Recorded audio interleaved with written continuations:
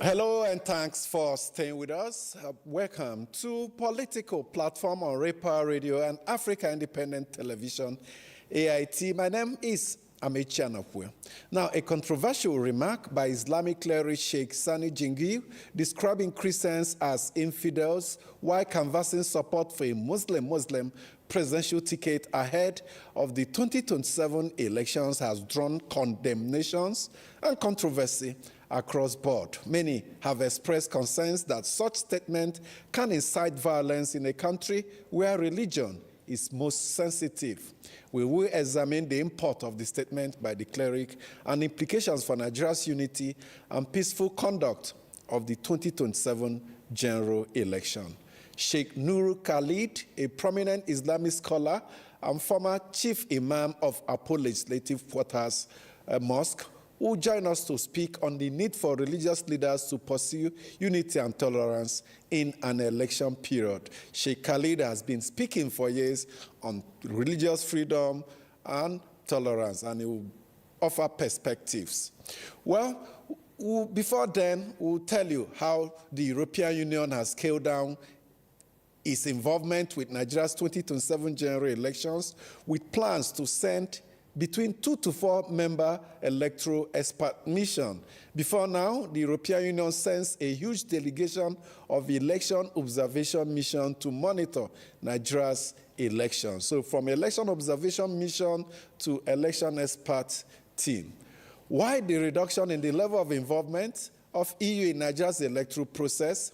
We shall provide answers. Already, civil society groups are concerned about the development.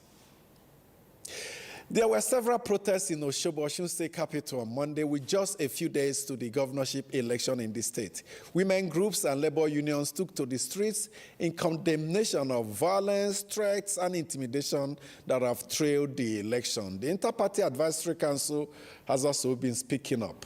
We will provide perspectives to these developments. As usual, my colleagues are with me, Uju Ejeye, Sholaja Simi, and Mustafa Mohammed. Welcome to the program. Thank you. Good morning. Thank you. Welcome, our viewers and listeners. And Shola, any hi or good morning to us?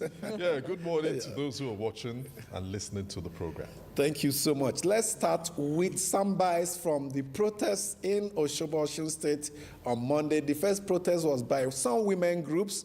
The wife of the governor, Senator Adeleke, led the groups. The organized labor also protested, while the Inter-Party Advisory Council national leadership addressed a press conference in the run-up to the election. Take a listen. We are here today because we are mothers. Oh, yes. We are grandmothers here. Yes. We are wives. We are women who have watched the fear in the eyes of our children. Yes. We have seen families buried loved ones. Yes. We have seen communities traumatized and properties destroyed. Yes. Our concern is particularly grave in Ijesha land, where the people have, in recent weeks, enjoyed a frightening combination of arrests, killings, shootings, intimidations, and destruction of property. We want peace. That's what we cannot conduct election in an insecure environment. Yes. This election is a federal election. Yeah. And we must get it right. Yes. We must get it right. That's what we want. That's why I'm warning everybody. I want to applaud you, I'm coming, madam, for coming out. Your this thing is peaceful. We are here to send a signal and a warning to any party that tries to intimidate or harass workers, pensioners, or the good citizens of Osun State. By the special grace of God, on Saturday, come 15th of this month, workers, pensioners, and the good people of Osun State will go and perform their constitutional rights. We know what we want, we know what is suitable for our people in Osun here. We appeal to the president to please help us talk to these people. Coming to power doesn't mean we should kill ourselves. We therefore call on all political parties, candidates, campaign organizations, supporters, and their agents to conduct their activities in accordance with the Constitution, Electoral Act, and applicable regulations, to respect the rights and freedoms of other political parties and candidates, to reject violence, intimidation, harassment, and provocation, to refrain from inflammatory, inciting, or hate-filled statements. So everything about the Osun election has not drawn positivity and encouragement. Everything negative trailing that election. There have been killings, there have been destructions, there have been arrests, there have been intimidation, and there are protests. And who knows how these protests will lead into this election. Perhaps it is federal power versus state power we are seeing in Osun State. Ujoeje. Well, it can't be far from the truth. I mean, in a way, you could see it. It's very, very obvious that we're seeing federal power versus state power. And it would appear that we haven't learned anything from history or from events of the past. Recall that the election before Adeleke emerged governor, the one he was defeated, it was so bloody. It was so violent. Even voters were not allowed to exercise their franchise. Even the first one that he lost narrowly. All the elections in Osun State, the last 3 elections have been narrow, just small margin, separating them. There have been supplementary elections. Like you said, there have been violence, and it's continuing. In that, we covered the election, so I can tell you, if you were not ready to vote for the parties that occupied the polling stations, that their thugs occupied the polling stations, you were not allowed. In fact, some people were not even allowed to come out of their houses. And I'm not talking of some of these singular happenings that happens just here and there, and, it was like a major thing. It's either you were for them or you were not to come out at all. And that was how the process somehow was hijacked in some places. But, Osun survived that one. The one that produced him as governor was also violent, but not in the same degree as that other one. And somehow they were able to contain it. But the way this one has been going is very, very worrisome. Okay. A whole lot of people are troubled. Look at killings, intimidations, arrests, everything you can think of that shouldn't happen towards an election is happening in Osun State. The women have a reason to be worried because they are mothers. Nobody wants to lose their sons or their husbands, and women have always been known for peace. If the men will not come out, the women will come out. And you can see with the women coming out, some of the men are waking up. Let's bring in Shola Jasin. The state of the living spring, as Osun is called, I hope... Living spring. Yes. I hope people live to be able to participate in the election. That's drink water from the spring. Spring usually gives you clean water. Clean, hygienic, potable water. But I'll go for what has occurred. The Commissioner of Police who was deployed for this election, CP Erale, as we saw him on screen a few minutes ago, giving assurances that things will be handled professionally by his operatives. So I want to ride on that assurance that he's given. I want to look at the positives. While he's going to be there for a while, because let's not forget, the actual person who was the CP Gota, he was redeployed to the force headquarters by IGP so that Mr. Erale can come and handle this election. So if he is going to remain there, he must ensure that the unsavory incidents that may occur, I'm saying may, because I'm pushing for a lot of positivity now, that himself, the area commanders, the DPOs, And as usual, for a governorship election, you always have some commissioners of police from around the state who will come and probably man senatorial this and all. There's one for electoral duty or... Yeah, that's what I'm saying. That's there what are AIGs too. That's what this is. The man who is there now is for election duty, but the IGP didn't tag it so, unlike the normal times, the way they normally do. He just said CP in Osun. So he has a responsibility, and he has told those women who were protesting, it's there on the screen, that look, we will do what we have to do. It's on that optimism that I'll also be riding. But the thing is that the contending forces for the soul of Osun State, we know the politics of Osun. Adeleke, he was, very close to getting that seat in the two previous off-cycle elections. People were prevented from coming out to vote. How many thousand? Just about, I think, 4,000 votes required. Even AIT crew was stopped from accessing the polling booth during the supplementary election. Yes. So if we see this sort of protest by various interest parties, because the NLC, the TUC, all of them have their interests. The women group who came out, they have their interest. But let peace just reign. And that's why we will call on everybody. The president of this country, he has his roots in Osun State. It's not anything hidden. That is from Iragbiji. But though he's a Lagos man now and he's in charge of so many things. So his cousin, who was the former governor, Boyega Oyetola, lost the election to Adeleke as an incumbent. So it was more like, how can this happen? But the people of Osun took their decision. And in the last presidential election, Atiku Abubakar defeated Tinubu roundly in Osun State. Yes. And just yesterday, the ADC held his mega rally. And Atiku Abubakar was there, addressed the crowd, and he told them, your daughter is in my house. I'm married to one of your daughters. Each time I stand, Titi Abubakar, each time I stand on the podium and canvass for your votes, you respond. And he's expecting they will respond similarly this weekend. Yes. So all the candidates should have a fair opportunity. Those who believe that they own the soul of Osun should allow the people of Osun to make that decision. All eyes will be on this election. We're on a political platform like this, we'll keep talking about what's happening up until election day. Mustafa Mohammed, we hope that the votes of the people will count. As it appears, the interests are enormous. The interests descending on Osun. Our hope and prayer and our insistence is that despite these interests, they should allow the people choose their next leader.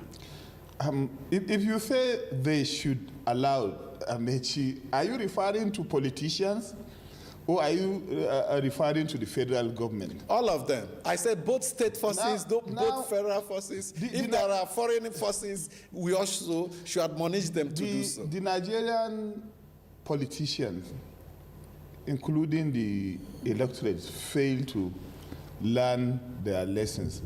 Most of the electoral frauds and problems that have been happening since 1999, or even the First Republic, that subsequently led to the issues of the wild, wild west for the students of history and those who care to learn, when people were killed, attacked, burnt alive, Iwetio, forgive my Yoruba. Operation all these things that were perpetrated were not perpetrated by some elements that descended to Nigeria, to earth, to the southwest from the heavens. All these things that we detest and we complain about were being perpetrated or expectedly are to be perpetrated by the politicians, the political parties, and their supporters. And to want to have peace in this Osun election, which is just by the corner, and any subsequent election, I think the politicians, their supporters, and other citizens will have to all agree that we need to carry out a peaceful election exercise. We need to do that so that the votes themselves will count. If you are talking about votes should count, then you also look at issues of attacks, ballot board snatchings, compromise by those who are posted to administer the election and what have you. If all of them can come together, INEC, political parties, security agencies, and the voting population will all agree that, and it's must that we are going to have a peaceful and credible election, then definitely there will be peaceful and credible election. But because of our personal attitude, our personal greed, the rascality of some politicians, voters and their supporters, forgive my language, you cannot rule out these things. And then the issue of money politics coming to the ballot centers with polling units with Ghana must go. There will be lots of vote trading. The EFCC in the past arrested people here and there trying to buy votes, but I don't have the statistics of how many people have been convicted for that, and then the politicians, their godfathers, how many have been arrested. So I think going back to what I said, if Nigerians want to have a credible election for which we are campaigning for, definitely there will be a credible and peaceful election. Just like Goodluck Jonathan, the former president, said, nobody should lose his life. Yes. One line from Uju. Oh, the police commissioner said something that caught my interest. He said that they would do what they have to do. I mean, that's not quite clear enough, because what they have to do may be anything. Keep but the law. I just hope that whatever they have to do, like the Americans. Yes, whatever they have to do will be just and fair. Absolutely. And Osun State, perhaps this governorship election is not just about the governorship election. There are projections into the presidential election. The governor jumped into a court party from the PDP after realizing that the party has lost bearing. When he went into a court party, he declared support for the president. Before I even went to court party, we were seeing reports that he made attempts to join the APC, but some interest within Osun State did not want that. They stopped him from defecting to the APC, despite repeated visits to President Bola Tinubu at Aso Rock Presidential Villa, Abuja. So having the dog shot against him in APC, he ran into a court party, declared support for the president for 2027, but it appears he has not yielded the much needed response from the powers that be. So with Osun State going the way of PDP in 2023, the APC will be interested in how the state will play out in the next presidential election, starting with this governorship election. And from there, we'll go to yet another election, the big election, the presidential and national assembly in January, and the governorship and state assemblies election in February. The European Union is one of the big foreign interests that sends huge delegations, sometimes up to 20, between 20 and 30 member delegation to observe elections in Nigeria. And they've been doing so since 1999. Despite, apart from deploying this huge team, they also support INEC in capacity building and all that. But this time around, they have said, well, initial reports said they will not be observing because of insecurity and threats of, in fact, hostile environment, they call it. But the European Union was quick to issue a statement clarifying that these are false reportage of the issues, that they decided not to send in an election observation mission, but to send 2 to 4 member group that would serve as election experts mission. So from observation to expert. Well, you see, Michi, as a nation, as a country, it is important that we are very careful about the things we do and say. You recall that the last election, when the EU finished its observations and went back and, it released its report. Of course, it was not quite favorable to the federal government, and the federal government came all out to react, lambasting the EU, almost even calling them names, which in the civil society is alien to the EU, and of course people who come from that climb. I think that this might be part of the result of that lambasting. Of course, you wouldn't want to spend your money, spend everything, send your personnel, only to be called names and to be accused of parochialism where you felt you had not been part of that kind of a thing. Well, we thank God that at least they will be there. You know, the experts will be there. Yeah. But it would have been better if they had kept to what they had been known to do during Nigerian elections. I've covered elections with some of the EU observers, and they're quite pleasant, and they obey the law. They never go out of line. So I'm not too happy about this, but then, of course, it's a Nigerian election, and Nigerians will decide. Okay, some of the findings of the EU Election Observation Report in 2023. Some of the main findings include INEC faced operational and administrative problems that affected the smooth conduct of voting and weakened public confidence. On issue of transparency, the EU report said it was particularly concerned about the transparency of resource management and publication, arguing that voters and stakeholders needed timely, accessible information. For legal frameworks, ambiguities and inconsistencies in electoral legislation created uncertainty and should be addressed before the election. They also expressed concerns about women participation, and it says it remains significantly disadvantaged. The EU on electoral offenses highlighted impunity as a major problem, arguing that electoral laws are ineffective when violations are not properly investigated and prosecuted. On violence and intimidation, the EU mission observed incidents that restricted voters' ability to freely express their choices, particularly during state elections. Mustafa Mohammed. You may agree with most of the things they said, especially about laws governing the election. One of the judges recently pulled down sections of the past electoral act, but we all know and agree that the National Assembly passed those laws to favor them, and it's now kicking them in the leg. But then, for Nigeria, no matter what the EU says, we know ourselves better. If they are telling us this so that we get reforms, change our attitude, and have it right, it's actually welcome.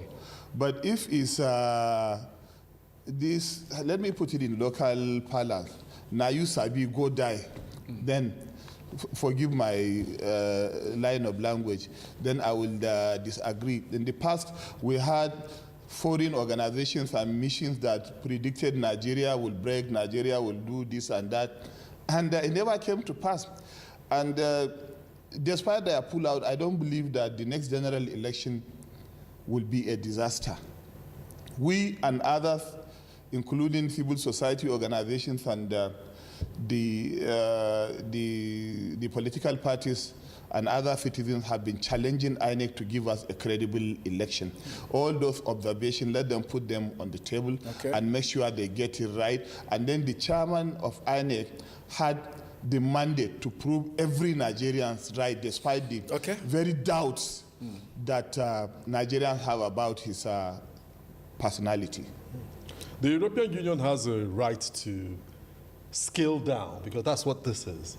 It has scaled down its observation mission arrangement. Does it remove the credibility of the election? Because the European Union it comprises of almost all the countries in Europe, and yes, a key stakeholder, not just in the electoral process, but in global affairs. It also has on its team, especially when it came for the 2023 election, observers from Norway and one other Scandinavian country, which are not members of the EU, but yes, joining them. Exactly. Yes. So Nigeria is a very, important country to the European Union, and that's why it has this governance pact with the Nigerian people, which the EU has developed and said, look, for Nigeria, these are the things we're going to do.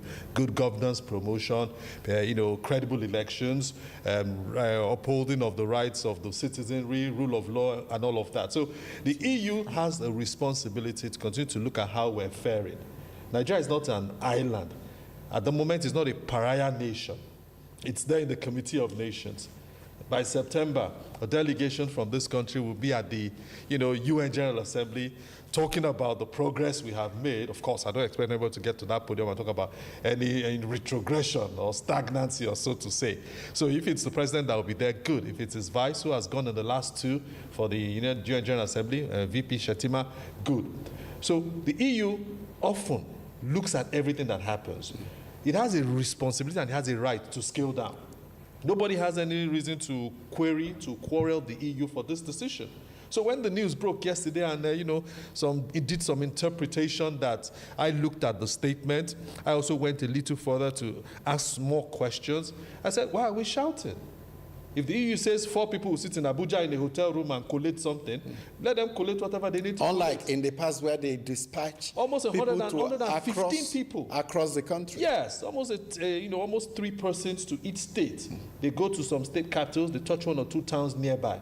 But the fundamental question is this, which the EU letter to INEC is said to have said, that your country is not secure. The EU has not validated that. Because they denied that in his statement. So, and I know because it's an official letter, the EU or the INEC may not release the letter to the media so that we can spotlight and look at what the words were. The EU says we never use those words. So, no problem. Well, whatever it is, the scaling down of election observation, like Shola said, huge delegation to just 2 to 4 election experts is a clear indictment of our electoral process. It appears the EU is washing his hands of our election. Are they tired? What is...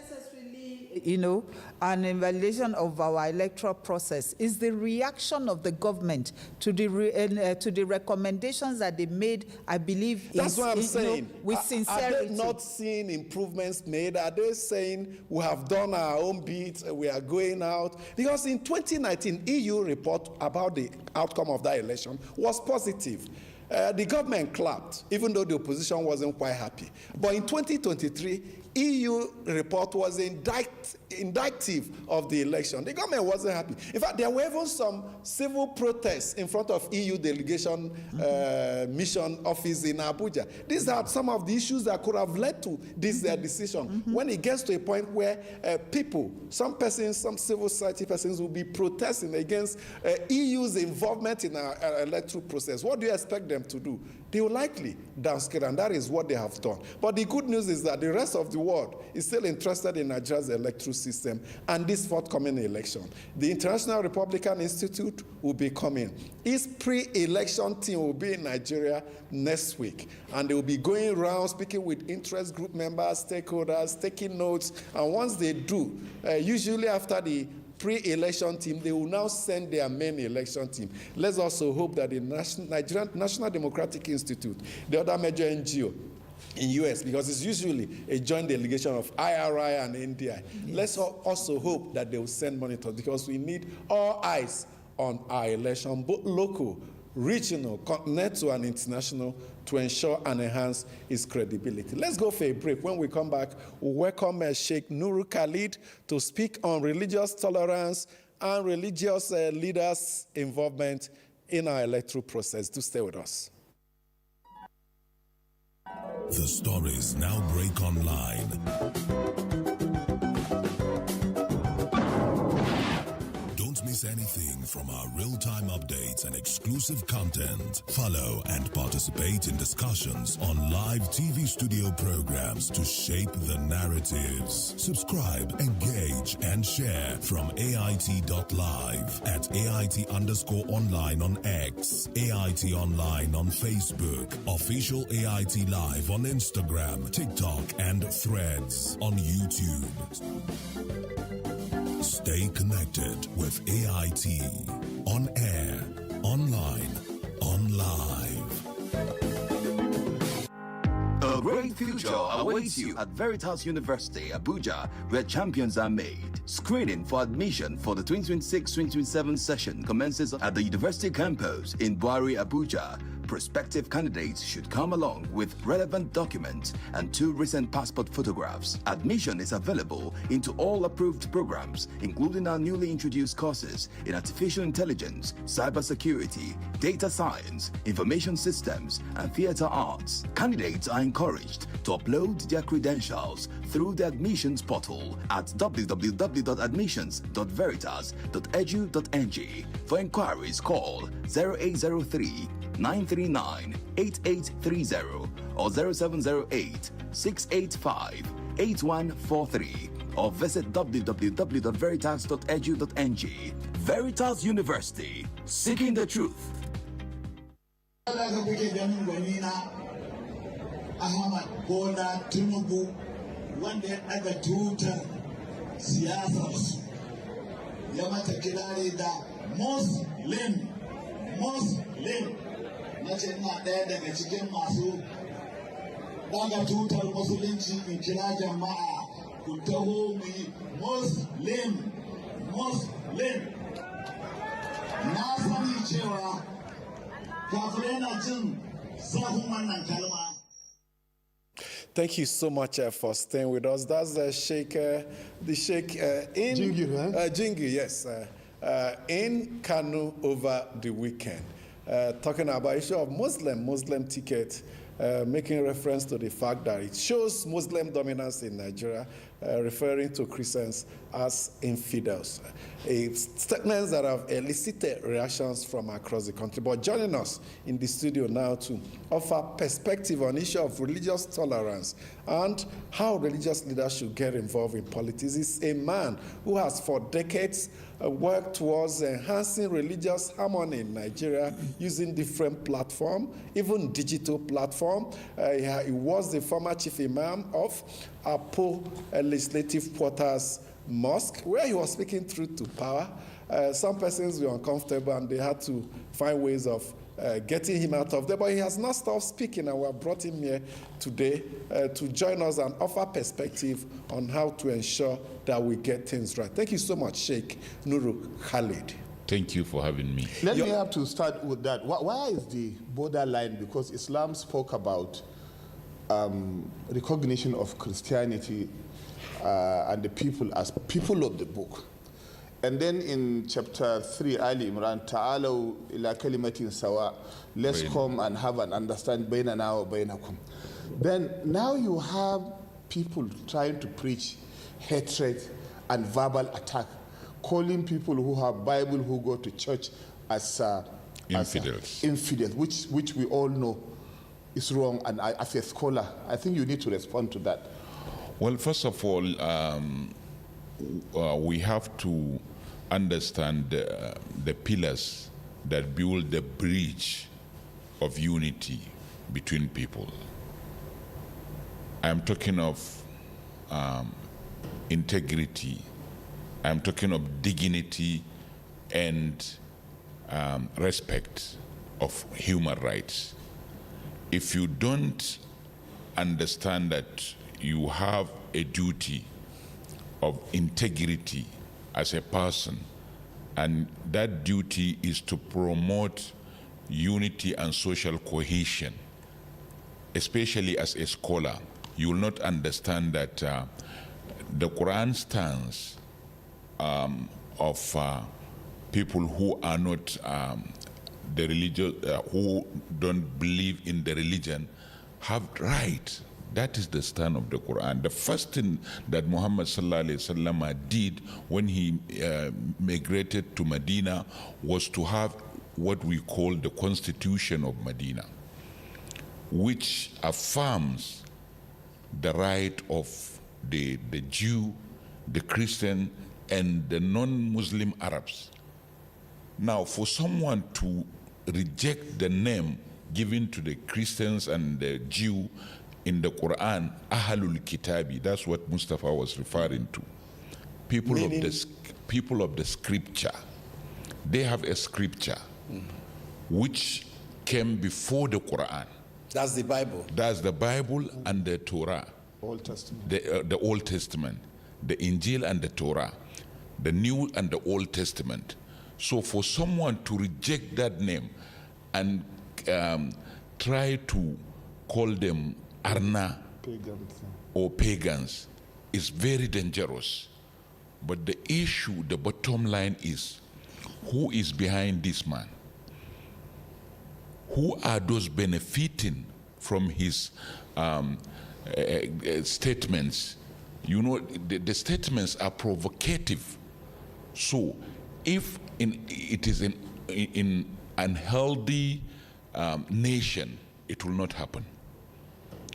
Because we have spent, I will take it again, we have spent a lot of energy and resources recently to convince an international community that there wasn't anything like Christian genocide in Nigeria. And the same politicians are watching this person to send a signal to the world that yes, there is Christian intimidation and persecution in Nigeria, and we are ready to continue with it. So it is dangerous for social cohesion. So, sir, like this comments made by this scholar, permit me to also call him a scholar. Yeah. Do you think that he's just simply exercising his freedom of speech? And if so, does law enforcement have any role in probably calling him and asking him questions? Because that's what many are asking, that will we just allow him be? And even if he will be called to be asked questions, should it be something that law enforcement, maybe the DSS or the police, should make public? Well, I think one thing we have to understand first is where your rights end, that is where some people's right begins. Now, if you look at the gathering, must he make that statement in that gathering? This is a place where about 1.5 billion naira was spent to take the response from the public fund of the state, to take the responsibility of which some people failed to take of their own personal responsibility. That's now, for mass wedding. Mass wedding. Now, instead of him as a scholar to call the attention of those people that, look, don't produce more out of school children for Kano State and by extension for Nigeria, he started a provocative statement. And the most annoying part of it, the most unfortunate part of it, is that there are some governors there. They were smiling, celebrating. Somebody was tampering with the unity of Nigeria, with the security of Nigeria. And you as a leader, you are smiling.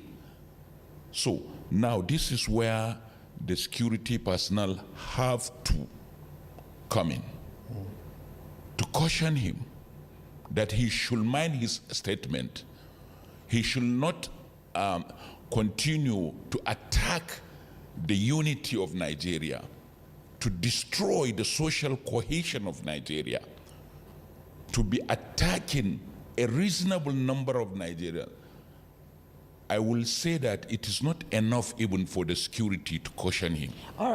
There must be something added to it. Such as?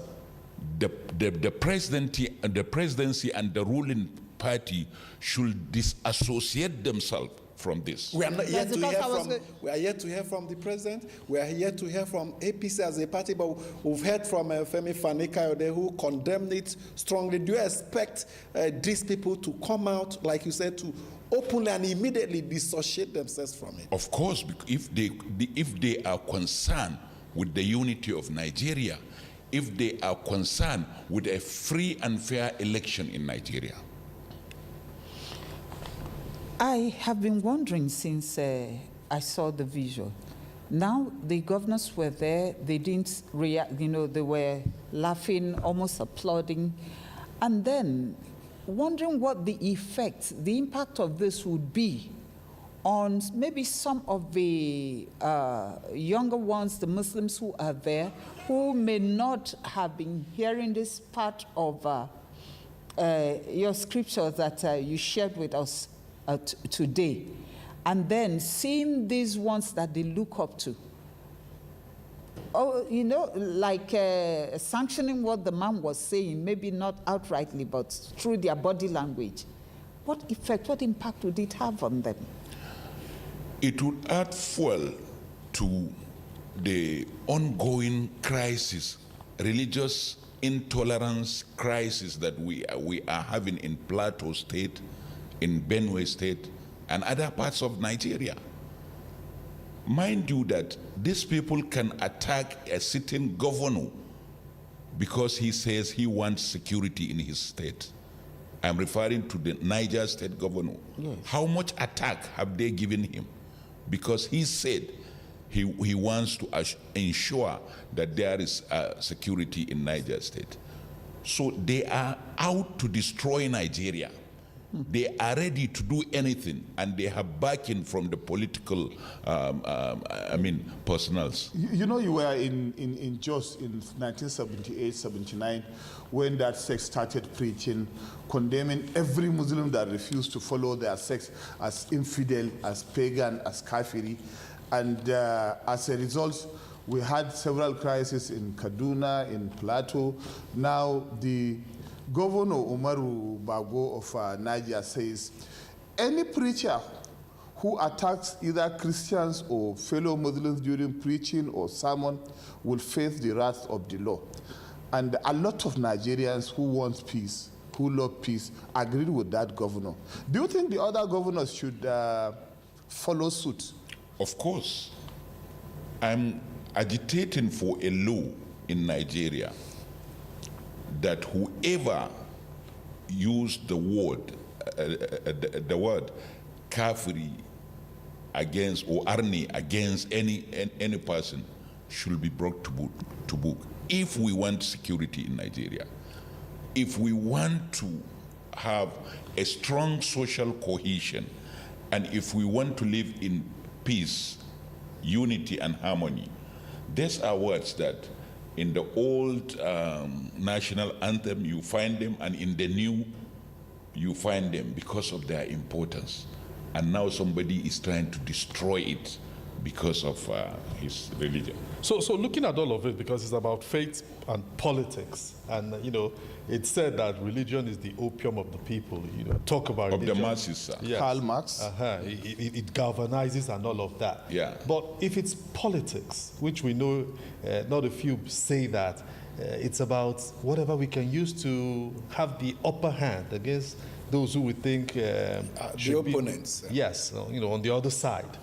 I keep referring, I say it on this program, but this is not the first time we're having two persons contesting the highest office in this country of the same faith. We know 1993, a man who is presumed to be the undeclared winner of an election which is regarded as the fairest, Abiola. That same individual had someone who was also a Muslim as his running mate, and Nigerians voted for them. They were deemed to have won that election. Why is it different at this time? Because during NRC and SDP, Nigeria was healthy in terms of security. Was it really healthy? Because it's better than now. No, okay. There wasn't Boko Haram.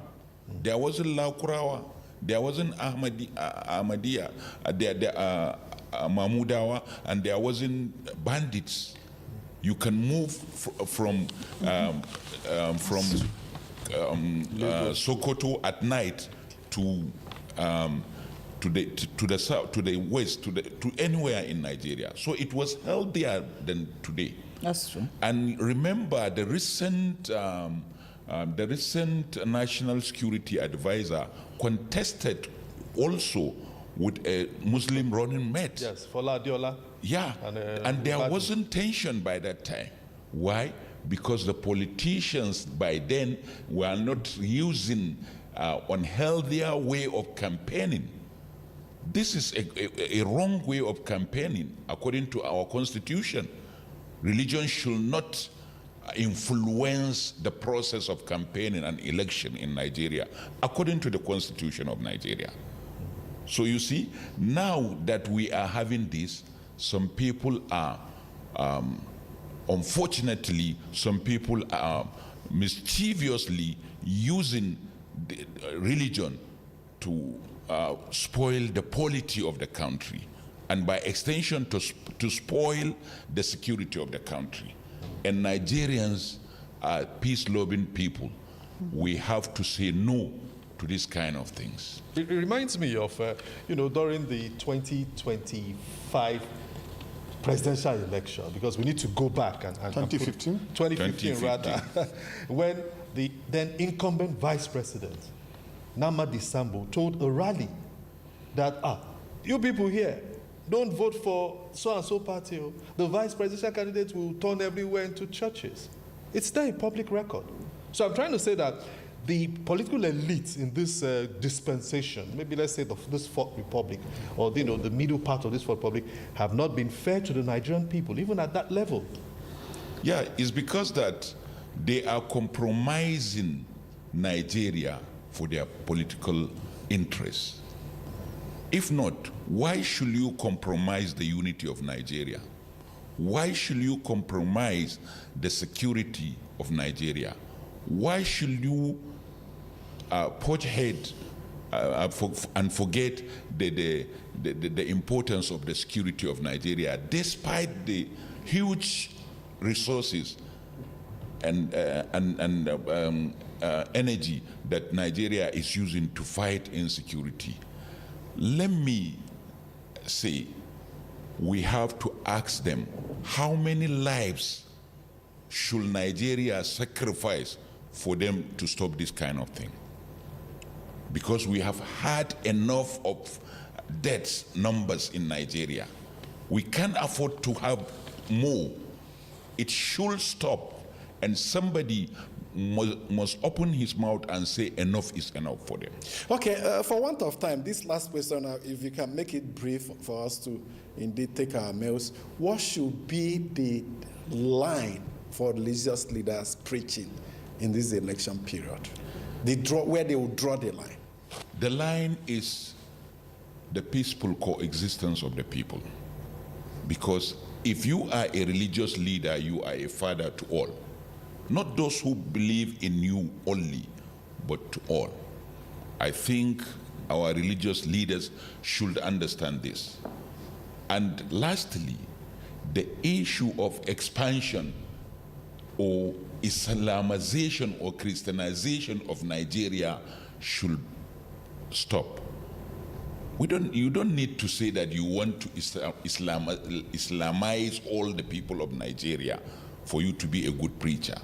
And you don't have to say you want to Christianize all the people of Nigeria before you become a good man of God. You have to know that to have a healthy environment is the most important thing.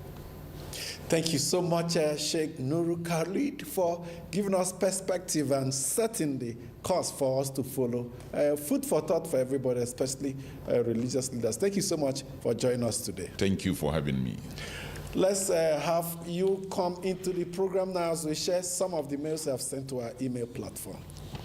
Okay, the first one comes from Emmanuel James, who sent it in from Gwagwalada, Abuja. And he says, Nigeria is currently battling insecurity, economic hardship, unemployment, poverty, and growing public frustration.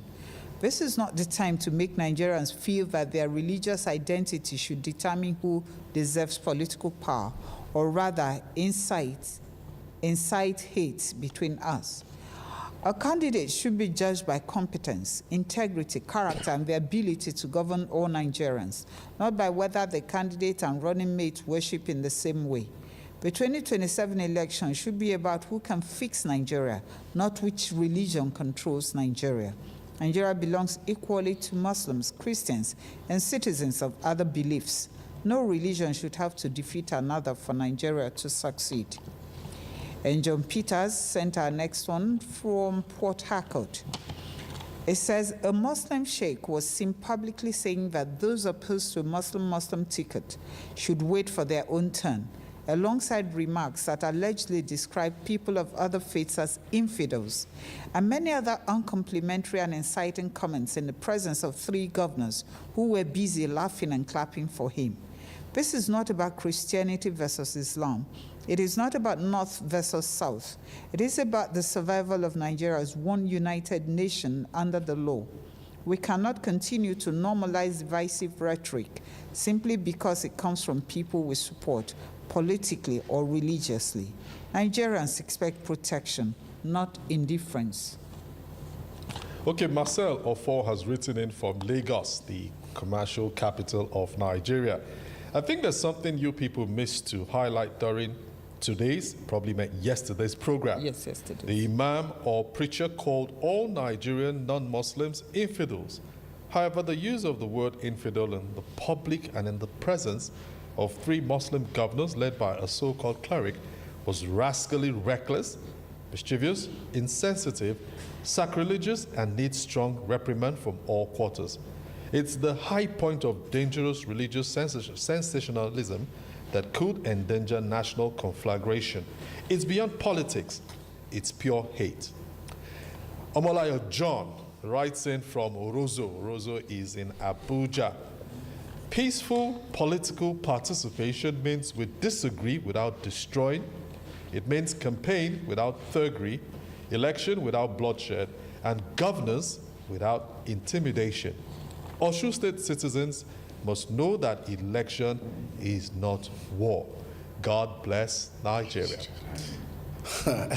Politics without bitterness, Waziri Ibrahim, remember? To that. There's no better way to end the mail and indeed the program. Can you take that line again, please?